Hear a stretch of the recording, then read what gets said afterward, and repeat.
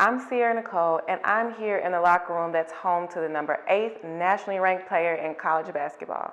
Texas Southern's Trae Jefferson led his team into the history books this year by making another appearance to the big dance, but this time making it one round further than they ever have before. Today I'm going to go talk to Trae and find out how a 5'7" kid from Milwaukee became a nationally known favorite. Trae, first off, congratulations on a remarkable season. You got your 1,000th point on national TV in the NCAA tourney. Y'all made your second appearance this year. Now that you've had time to kind of take it all in, like, how does it feel? It's during the moment, I guess you don't really know. You don't really get to feel the excitement because, like you said, we had another task at hand. But sitting back and seeing how big it was for the alumni and for the school, and it really made me realize that I did something special for this university and did something that hasn't been done in a long time for this university and made history. So it's actually a great feeling to know that the university is actually proud of you when you feel that you came up short. Absolutely. So your location on Twitter says under the radar, and in one interview you said that you feel like the NBA is missing out on HBCU talents. Do you feel like does that correlate with why your location says under the radar? I feel since I'm in the SWAC, a lot of stuff that I do gets swept under the rug, and because it's the SWAC, and I guess the SWAC is supposed to lack talent, but it's a lot of talent in the SWAC. It's a lot of people who could play and could compete at those high levels if they had the chance, and I speak for myself by me saying that if I did have the chance, but to go big coming out of high school, I would play the same as I do here. But my opportunity came here, and I'm very thankful to be here with the Tigers. So you're the only player in the nation's top 50 that's under 5'10", and you're also the best pound-for-pound player in America.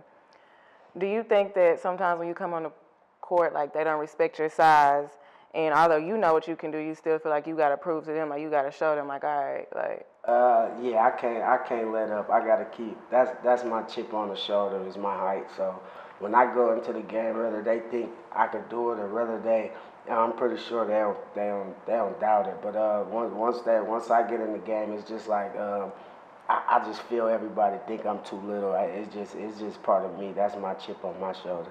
I saw you tweeted that, like, he too little, he crazy, his attitude bad.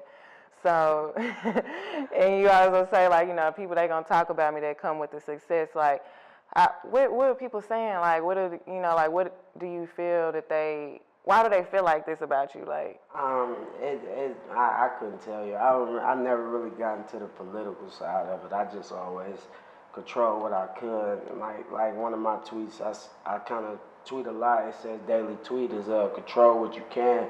It's not your last stop. So I just like that tweet got me a long way since high school. Just knowing that this right here, don't let no one hold you right here. Don't let this situation hold you back. This is not your last stop. So just trying to just overcoming everything and just accepting everything that comes my way and making it positive, taking the positivity out of all the negative. So, Akil Carr, you don't like the comparison to him. In fact, you stated that if people think that you play like him, that you needed to change your game. Yeah. So, what do you think has changed about your game since then? I play. It ain't. We really got a similar game. I just felt that. You don't like being compared. Yeah. I do me. I ain't never took nothing from him. I really ain't really know him until I started doing me. So it's just I do me. It ain't nothing against him. He very talented, but I do me. It ain't no Akil Carr. It's Trae Jefferson.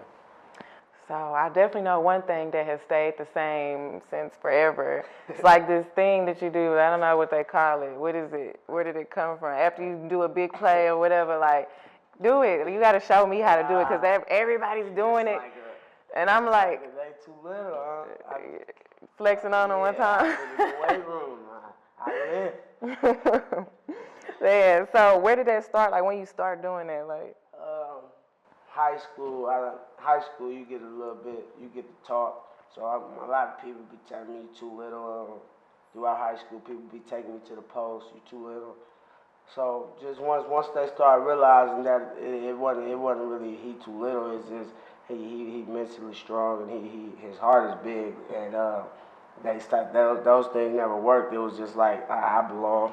Just a statement to show I belong. I'm not as little as you think. So I know you have an outstanding player like yourself has a top three, like a playlist that gets you in the mood for the game. I know you. I feel like me. I think I look at you and I'm like, he listen to somebody like Boosie. You remind me of like Boosie fan. Yeah, it'll be like Bootsy, Lucci, or probably Drake. Like, Get you ready for the game. That's gonna get me in mode for the game. So the famous lyric, "You wasn't with me shooting in the gym." You know, we all know that song. So who do you feel like? Do you feel like, you know, when you were in high school, you know, people probably thought, he too little, he ain't gonna, whatever. Even though they knew how good you was, I know how it is. People, you know, like to say, nah, he ain't gonna. And then now that you're successful, do you see more people trying to yeah, I always knew. Yeah, since probably like middle school, cause I was kind of I was never the teacher's favorite, so you probably got you're not gonna make it, you too little, but yeah, like I said, you just gotta learn.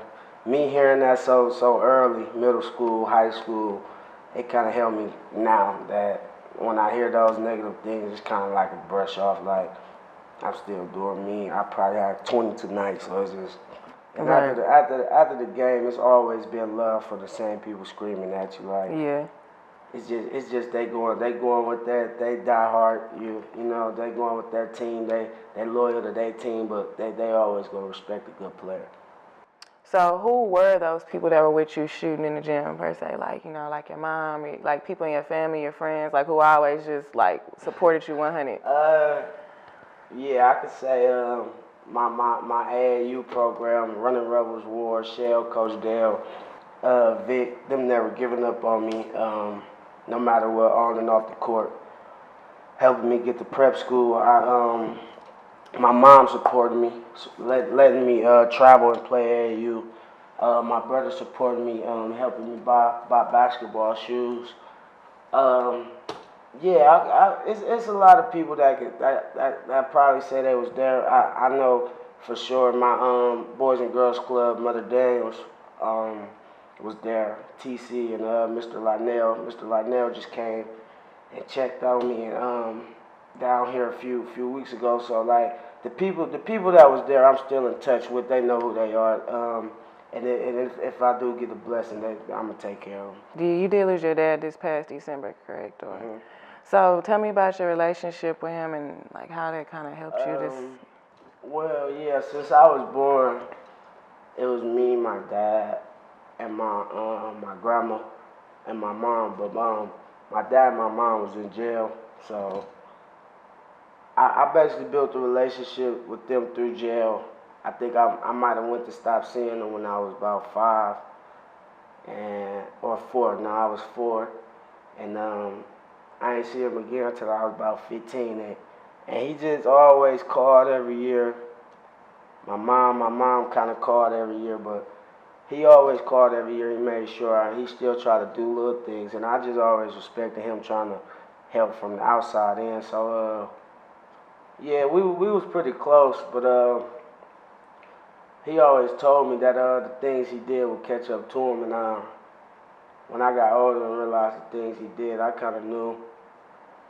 What he meant? Yeah, I kind of knew it was coming. He kind of told me his day was coming, but he just told me to keep pushing. He just told me don't lose focus. So when that happened, I asked Coach Davis for a game off for BYU, and I just let it all out that day. But ever since that day, it's just been trying to keep him happy up there, trying to keep him positive, just do the things he always told me to do, and remain focused on the goal, and don't lose task, and don't take the route he took, and just be the best you can be, no matter what nobody thinks. So. Absolutely. I love your optimistic spirit, you know, like when I found that out, I was like, damn, like I ain't even, You know, I couldn't tell. Yeah. It's like it didn't show in your game. I didn't know you missed the BYU game because it was away. So I wasn't there for that. So after the tournament, you tweeted, you know, sorry. Like, why would you feel like you let him down? After all the great stuff you've done this year and this past, like, why did you feel like? I didn't know. I didn't know my pops. He ain't satisfied. He's just like Coach Davis. Coach Davis wasn't satisfied. We made history, but like I said, I wasn't satisfied. I didn't want my season to end.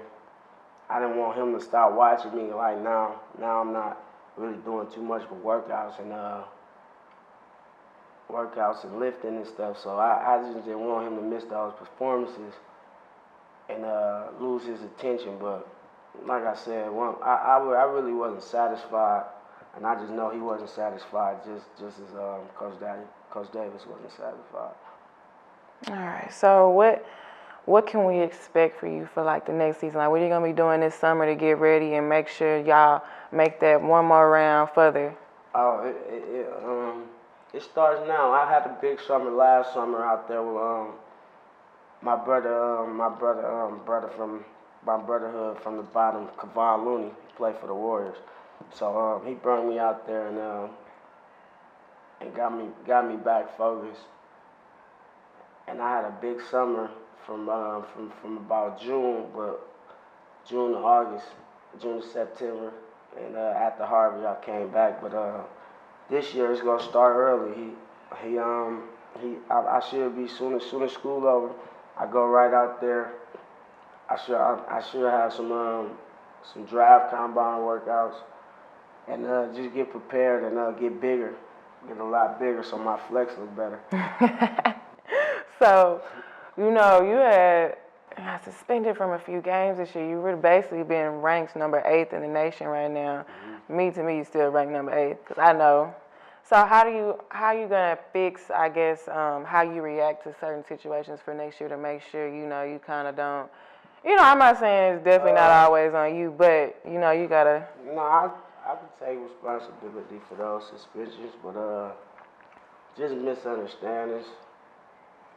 Me being a bigger man, a lot of those situations lasted longer than they had to due to egos and pride, but yeah, just be a man about it. Just handle it as soon as it happens.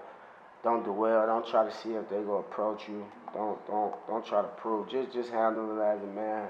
Deal with it and recover. All right. So, you know, I was gonna challenge you to a game, but you kind of got saved because the gym in use right now. I'm saved by the bell right now. Yeah.